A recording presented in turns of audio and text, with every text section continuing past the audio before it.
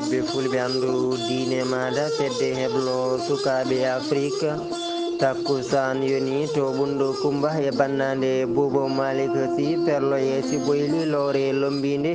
kon waktu yoni ha toon to toro e belleldi nokku sere mbe waliyaɓe yonti kumpitale demgal pular ina jeeya e gardidi kabaruji men e nder leydi Sénégal ma en kal e nden sunare wonande kay ɓesguji leydi Sénégal ha tengti e dilloɓe to banggue coftal ɓalli caggal nde on ɗon biyetenoɗo Bouba Diop goto e baroɗe leydi Sénégal yalti aduna e kikiɗa hanki o to leydi Mauritanie horejo mo leydi Maroc roi Mohammed VI windi batake duwaw fewde e nando mum mo leydi Mauritanie caggal nde leydi Mauritanie mawnini lawol capanɗe jeego ɓiwol tawi koko leydi ndi hemno jeytare muɗum to leydi Mali jaadaten koye bandi meɗen debbo tawi ko Fatimata Ba kedde kumpital e nder dunde Afrique Nigéria Côte d'Ivoire ha toon to RDC so tawi kay waktu o rokki ma en jaa ha toon to dowlaji dentude Amérique kam e leydi France bisimilla moon e kettugol joni joni piren pacciren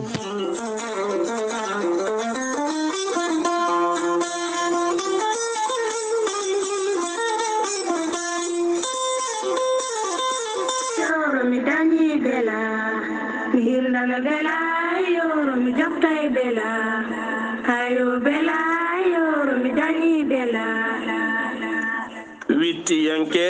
safriyanke mo jomiraɗo rokki sellinde o saaha mo gonɗen docteur Djiby Sow laaɓaɗo witto laaɓaɗo leɗɗe sukani hiiɗo kewɗo humpito kewɗo gandal musidɓe tedduɓe docteur Djiby Sow ene andina dendagal safriyankoɓe mum kala oɗo saaha mo gonɗen omo tawi to kiidira kala taweteɗo e région mo Tambacounda sa ari haɗo kiidira ɗo ma tawɗon docteur Djiby Sow kala taweteɗo e lappol palol dande maayo taw waɗɗani waali jenton sa ari ha to barkewi galle ceerno Sarif Boubacara Haydara ma tawɗon koolaɗo docteur Djiby Sow so tawi a ari ha to Wourossogui aɗa wi Matam a ari a fandima garas mo Wourossogui ma tawɗon koolaɗo kalfinaɗo pharmacie docteur Djiby Sow taw waɗa ko biyeteɗo Makka Bana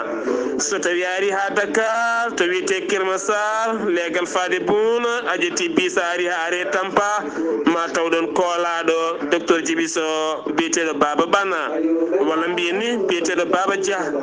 musidɓe tedduɓe sifti noon docteur Djiby Sow ko safriyanke ngana ha tente ñabbuji cuuɗiɗe ɓandu ko wayno kyste fibron hernie hémorroïde nonne kadi rewam ha e ñabbuji goɗɗi kala ha tente o saaha mo gonɗen docteur Djiby Sow ne jogui siroji ko fate ɓen worɓe ustoraɓe gorago ko way wonde kala sa jokkudire docteur Djiby Sow ma haalan hen ko laaɓi mbatta ko 77 924 16 81 walla mbaɗa 77 244 92 81 walla mbaɗa 78 353 28 92 so tawi noon ko numéro makko WhatsApp leydi Mali mbatta ko 00 223 70 85 72 47 walla mbaɗa 00 221 77 341 96 51 mbadden danɗo faade wittiyanke safriyanke mo Allah rokki sellinde o saaha mo gonɗen kettode kaburuji mon e demgal pulaar Afrique Asie Europe Amérique Moyen-Orient Océanie jaam ñalle moɗon hettiyankoɓe weltare ɓiɓɓe fulɓe andu diine ma min jetti on e tuma nde cuɓiɗon a yaw weltare TV beele kumpital kabaruji e ɗemgal pular ñalamo ko amde altini ina hawra capanɗe tati lewru novembre jolal hitande ujunnaje e ɗiɗi e nogas to karallagal ko Saydou Abouba yeeso halirde ko musidɗo mon Amadou Alassane Dia no mbirunoɗen e gardidi kabaruji ɗi puɗɗortoɗen koye nder leydi Sénégal kalen e nder nden ɗon sunari tawi kay ko wonande ɓesgu Sénégal ha tengti e ɓen ɗon dilloɓe to banggue ɗum ɗon ko wiyete football mo guindi Sénégal caggal nde goto kay e ɗen ɗon baroɗe mantiniɗe ɗe leydi Sénégal yalti aduna bitenoɗo Pape Bouba Diop tawi ko hanki kikiɗo o yalti aduna ko toon to leydi France caggal kay rafi juɗɗo kanko Bouba Diop noon ko o jeeya koye nder ha joni ɓen ɗon taw ko on ɗon kippu leydi Sénégal hitande ujunnaje ɗiɗi e ɗiɗi woni 2002 kanko Bouba Diop ko kanko logguno tawi kay ko ngol ɗon loggol mantinigol jeeyagol kay e nder tarika wonande kawguel woni tarika football tawi ko windere caggal nde leydi Sénégal baroɗe ɗe leydi Sénégal jaggodirno e guertoɗe ɗe leydi France e nder mondial 2002 bannoɗo hitande toon to Corée e Japon tawi noon ko kanko on ɗon biyeteɗo Papa Bouba Diop ko kanko tigui addunogol ɗon loggol dokkugol leydi Sénégal hebde fartaŋe so folde tawi ko ɗen ɗon guertoɗe ɗe leydi France e nder guel ɗon kawguel windariyankewel hitande ujunnaje ɗiɗi e ɗiɗi ko kanko yalti aduna hanki toon to leydi France tawi kadi to banggue club aji o rewi ko wayno Fulham to leydi Angleterre kam e West Ham ɗin ɗon club aji kala ko toon to leydi Angleterre e oɗo saaha hande tawi ko hoorejo mo leydi Sénégal hani e gouvernement mo guindi Sénégal hani e yimɓe mawɓe tawi ko dilloɓe to banggue ɗum ɗon ko wiyete nalankagu hani e coftal ɓalli kamen kala tawi mbaɗi taw ko bindande e cettande faade e kanko Bouba Diop e dow inde jayde weltare ɓiɓɓe fulɓe andu dinema kam e catal heblo sukaɓe Afrique e gardugol ceerno Habousa Diallo eɗen mbiya yo Allah yurmomo yafomo harnamo aljanna kanko e dendagal mayɓe julɓe. Cheikh Oumar Anne ko kanko woni jagorɗo kalfinaɗo ko fati e jangde towde kam e witto mo leydi Sénégal kankone e nder ha joni nde o huccinno e sarɗiyankoɓe ɓe leydi Sénégal e nder suudu sarɗiyeji ndu gendidi e tuma kay nde ɓe pawno e wodde tawi ko on ɗon budget mo ngal ɗon jagorgal jogori liggorade hitande ujunnaje ɗiɗi e nogas e goho e nder hen tan o wawi fennude tawide ko ɗin ɗon haalallaji binoɗi oɗo saaha joni fodde kay ko ina tolno e ujunere e temedde tati tawi koye nder ɓen ɗon sukaɓe woni élève aji heɓɓe bac e nder hitande hikka ɓe won hen ɓe mbaɗaka tawi ko orienté e nder ɗin ɗon nokkuji ɗi poti janggude o holliri tan ko ɗin ɗon haalaji de ɗi gona goɗɗi kanko Cheikh Oumar Anne o fenni kan ɗon haala e yeeso tawi ko sarɗiyankoɓe ɓe leydi Sénégal ha joni en keddoto e makko tawi ko kanko jagorɗo jangde towne nde e nder haalande makko o holliri kankone o arti e nder ɗum ɗon nde ko wiyete 3e mandat woni tan ƴamtogol lefol laamu e dawal tata ɓiwal hitande ujunnaje ɗiɗi e nogas e nayyi kanko Cheikh Oumar Anne o holliri so tawi kay hoorejo leydi Sénégal Macky Sall so tawi kay o watti woni tan so tawi o ƴami lefol laamu hitande ujunnaje ɗiɗi e nogas e nayyi ɗum ɗon de wona mandat tataɓo mo Macky Sall ala ko mandat ɗiɗaɓo ko mandat mum ɗiɗaɓo ko kanko tigui Cheikh Oumar Anne ko kanko haali kan ɗon haala ɗum ɗon noon e oɗo saaha joni ina addi tawi kadi ko coow e nder guendi Sénégal ko ɗum ɗon woni ko yardete kafe e yoga e booli tawateɗi e nder Dakar hani e nder guendi Sénégal kala goɗɗo pennuɗo tawi kay ko haala on ɗon ko Aliou Sall tawi ko miñum hoorejo mo leydi Sénégal Macky Sall kottuma yogo e jayndeji Sénégal nde dattino kankone wonde de o haalino ko fati e 3e mandat woni tan ƴamtude lefol laamu tawi ko lawol tataɓiwol wonande hoorejo leydi Sénégal Macky Sall o holliri de hay sinno tawi kankone o jeeya koye kan ɗon landa walla ngal ɗon diɗal biyetegal Benno Bokk Yakar kono kam o meeɗa haalde ko fati e mandat tataɓijo wonande hoorejo mo leydi Sénégal Macky Sall beele ne watta walla wattata ɗum ɗon jogori laaɓoyde koko fayi arde to région biteɗo Fatick tawate koye nder leydi Sénégal tonni de hollirama ɗum ɗon ko wiyete trafic ɗo tawi ko ɗen ɗon gueɗe walla huuɗoɗayno ko wiyete ko savre jiyen ɗum ɗon de ma mbiya ɗum fajjata e on ɗon diwan koye nder ndin ɗon mbadi e altine hannde o tawi ko ɓen ɗon joguiɓe nden ko on ɗon diwan ɓe kolliri ɓe mbawi duppude fodde ujunnaje 3.2 tonnes tawi ko kon ɗon huuɗoɗayno ko wiyete ko savre jiyen e fodde tawi ko ɗum ɗon to banggue jarmum ma won 174 tawi ko million ina fawi 205,000 francs mo CFA koye nder henne kadi e toon tawi ko fodde ko ina wona ujunnaje 2,119 ɗum ɗon kala ɓe mbawino kadi duppude ɗum tawi noon waɗi koye ñalde altinare hannde nde koye ɗum ko caggal nde ɓen ɗon joguiɓe nden ko on ɗon diwan tawi ko dariɓe ko fati haɓade ko fati e trafic drogue nde ɓe jagguno fodde kay 661 kilogramme e kon ɗon huuɗo wiyete ko savre jiyen ko nonne kay ɓe mbawino jaggude tawa ko ɗum ɗon ko wiyete fo médicament woni tan leɗɗe taw ko leɗɗe safara ɗe ndewani lawol fodde kay ko ina tolno ha 76 millions e nder halis mo franc CFA ko ɗum ɗon kala e nder gueɗe goɗɗe tawi ko gueɗe ñamateɗe ɗe happu mumen gasi ko duppa ko foof so tawi ƴewama to banggue jarmum ma tolno e fodde milliard tawi ko milliard pawɗo 6.8 millions e nder halis mo franc CFA taw noon ɗum ɗon foof jagguno ɗum ko douane mo toon to diwan biyeteɗo Fatick ha joni keddotoɗen koye nder guendi Sénégal tawi ko on ɗon sarɗiyanke mo leydi Sénégal sarɗiyanke goto kay e sarɗiyankoɓe ɓe leydi Sénégal biyeteɗo Déthié Fall kankone de e nder tawa koye toon to jakka guendijo mo leydi Sénégal holliri so tawi Macky Sall e oɗo saaha joni yiiɗi yaltinde walla ittude ɗum ɗon de ko wiyete jonde wasam gollagu ko alay saago o ummo toon to wiyete joom ñaajo ko leegal walla nokkure tawatede e nder Dakar wuuro lamorgo leydi Sénégal tawi kay ko nokku mo horejo leydi Sénégal ngardini no fewi e oɗo saaha joni guila kay o ari e gardigu leydi Sénégal kanko sarɗiyanke o noon o holliri tan so tawi Macky Sall yiiɗi kay haɓade ɗum ɗon ko wiyete jonde wasam gollago yo fa to dande maayo ngo Sénégal o yiiɗi wiide ko yo horejo mo leydi Sénégal wattu hakkille mum e ɗum ɗon ko wiyete ndema ka leydi Sénégal sa tengti noon e ɗum ɗon ko wiyete kay to banggue ndema lijum tawi kay ɓen ɗon remoɓe ɗum ɗon de soɓe keeɓi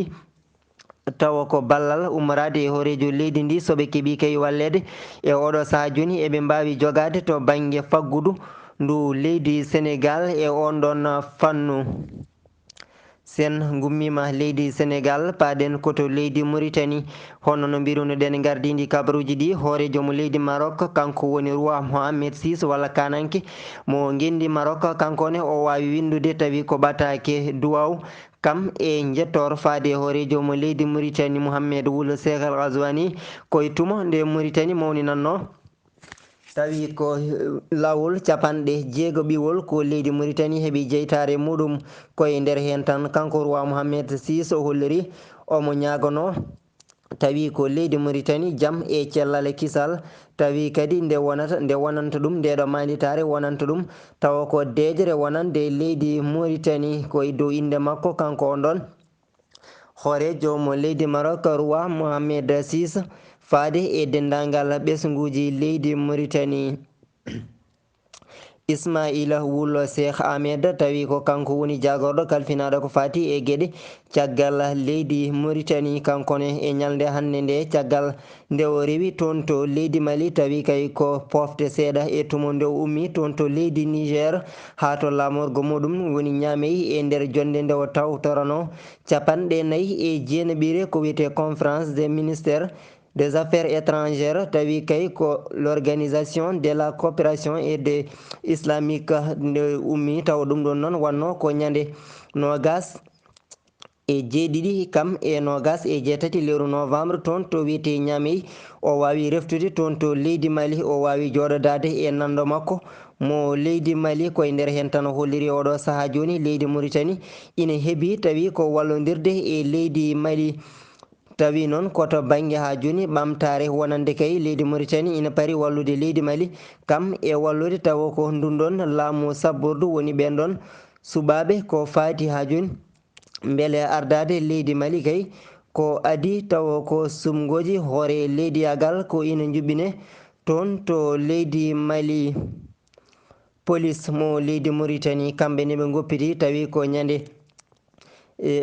aletare hanki nde fodde 44 tawi ko ɓen ɗon yimɓe jagganoɓe ɓen ɗon noon ko seppunoɓe ñande leydi Mauritanie mawninanno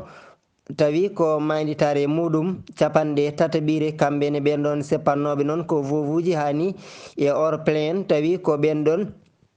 ɓe sukaɓe mumen mbarano hani eɓe jinnaɓe mumen mbarano ha kam eɓe worɓe mumen mbarano e kitale 19 jeetati 19 1 kamɓe ɓen ɗon seppannoɓe noon ɓe namdoto ko oɗo saha joni yo ñawore wadda tawi kay ko caggal nde laamu on ɗon biyeteneɗo Mawya wulɗo Sidi Ahmed Taya e gueɗe mum kantoriɗe e tuma nde nanguno fodde nogas e jeetato tawi kay ko ɓalejo Mauritanie najo hirsi ɗum e nder ñalgu tawa ko manditare wonande leydi Mauritanie koye nder hen police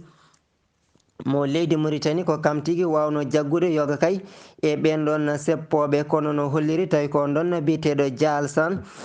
kamɓe jagganoɓe ɓe mbawi kay woppitede taw ɗum ɗon noon ko kikiɗa hanki on ɗon biyeteɗo Jariyata Tumbu kankone ko goto kay e ɓen ɗon wiyeteɓe vovuji e nder leydi Mauritanie kankone o noddi hoorejo leydi Mauritanie Mohammed Ould Cheikh El Ghazouani yo wat ko wiyete réconciliation nationale woni tan beldital taw ko beldital guindiwal caggal kay hande o ko on ɗon biyeteɗo Mohammed Ould Cheikh El Ghazouani ko kam tigui Allah ardini tawi ko ndin ɗon leydi Mauritanie caggal noon gila kay ko ina fota wonde hande duuɓi 3 ko ɗen ɗon gueɗe kantoriɗe mbanno kono kala lamɗo dewnoɗo ɗo haydara kay waɗani hen ha tengti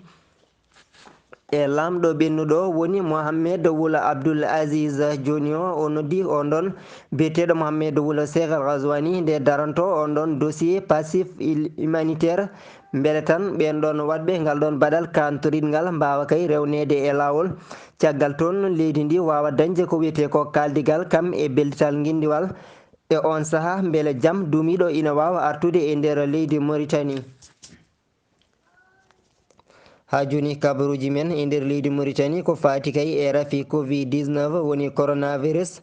walla Covid-19 no heewide Ghali Abou Ba tawi kay koye kikiɗe hanki o on ɗon jagorɗo kalfinaɗo ko fati e cellal guindi Mauritanie holliride e 37 e nder ɓe cellanoɓe kepti cellal mumen yimɓe 3 ɓe mbasi hôpital mumen e rafi coronavirus tawi ko hanki kikiɗo fodde 69 hesɓe ko kamen tigui tawa ina gondi e on ɗon rafi coronavirus tawi ko ɓen ɗon 69 yitaɓe hanki ɓe hen 3 koto Lixar joyo koto Zebra Tabarakzene jogui ko 59 sappo koto Téaret Tousnin ko 3 Arafat jogui ko 6 Riyad ko goto dendagal ko wondi e rafi coronavirus e nder leydi Mauritanie ko 8 e 547 tawi hen 7 e 717 kepti cellal mumen 150 e ko wasi fittando mum e on ɗon rafi coronavirus sen gummima leydi Mauritanie paɗen koto leydi Mali no mbirunoɗen ni jaɓɓotoɗen ko banimen debbo tawi ko Fatimata Ba.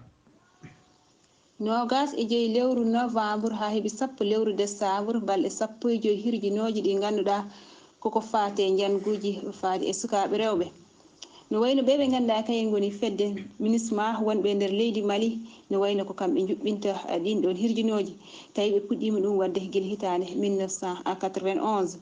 tawi noon ko haɓade kala ko fati e ganduɗa ko janguji faade e sukaɓe rewɓe hono noon kadi ne hawrte e ñalawma no wayno windere yanke mo ganduɗa ko haɓari ko fati e janguji faade e rewɓe sukaɓe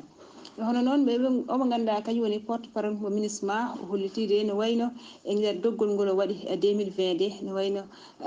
e nder temedere foof capan janguji ɓeydima faade e rewɓe walla faade e sukaɓe e nder temedere foof no wayno 17 no wayno tan ɓe darni e nder ɗum biro mo ganduɗa ko toppitade hono noon ɓe ganduɗa kañum goni rewɓe hono noon kala ko fati e ɓamtare mumen. kala ko fati e ɓamtare rewɓe koye nder henne kadi o holliri tan hayni e ɓen ɗon rewɓe resaɓe tawi ko wonɓe e cuuɗi mumen kamene koye mumen daɗani e ɗin ɗon torloji ha joni keddotoɗen koye nder leydi Mali. Fatimata Ba. Boubou Cissé ko mennoɗo wonde hoorejo jaborɗo leydi Mali e nder laamu Ibrahima Boubacar Keita kanko de ñande nogas jeeɗiɗi nduɗo lewru novembre no gonɗen no wayno addi balle baɗɗe fayida e ɓesguji malinaɓe ɓe ganduɗa ko waɗnoɓe janguji ñande sappo e goho sappo e ɗiɗi lewru juillet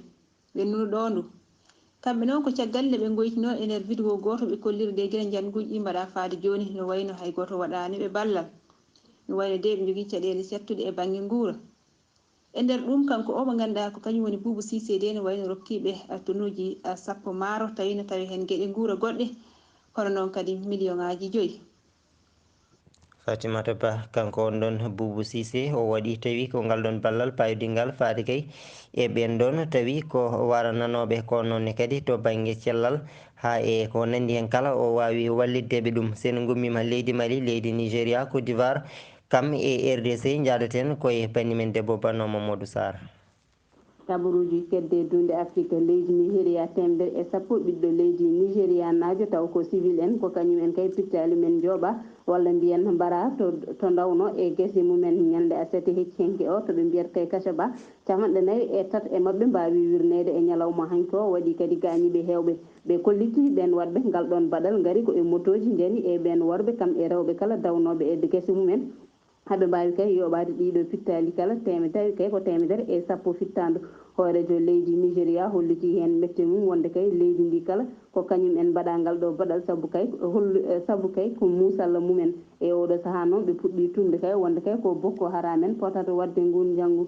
Guillaume Soro lundo laamu leydi Côte d'Ivoire caggal nde o sutno kongude makko faade e laamu leydi Côte d'Ivoire laamu ngu hollitin holko waɗi kay Emmanuel Macron hoorejo leydi France ina jaɓa wonde kay Guillaume Soro ina wona e nder leydi mum Emmanuel Macron noon heeɓino jabtade hollidde kay wonde Guillaume Soro tawetake e nder leydi France jandi ko wasi noon holliti kay wonde yoga e jaydeji ko wayno RFI puɗɗima hollidde omo tawe tigui e nder leydi France saabu o jogui ko passeport uji ɗiɗi saabu kay numéro téléphone walla mbiyen numéro noddirguel makko toon to leydi France so o noddama ene jokki sonde ha joni ko o jaɓata notade sen gummima toon to Côte d'Ivoire leydi République démocratique Congo joni tan kay jamma dombel e kalmbam jamma dombel e kalmbam konde kadi fina wedde e jeygol saabu kay république tonto République démocratique Congo to prison moɓe mbiyata Kasapa tawateɗo to wiyete Labumbasi ko rewɓe 50 tawi ko debbo e ɓen rewɓe prisonnier ko kañumen jiyata kadi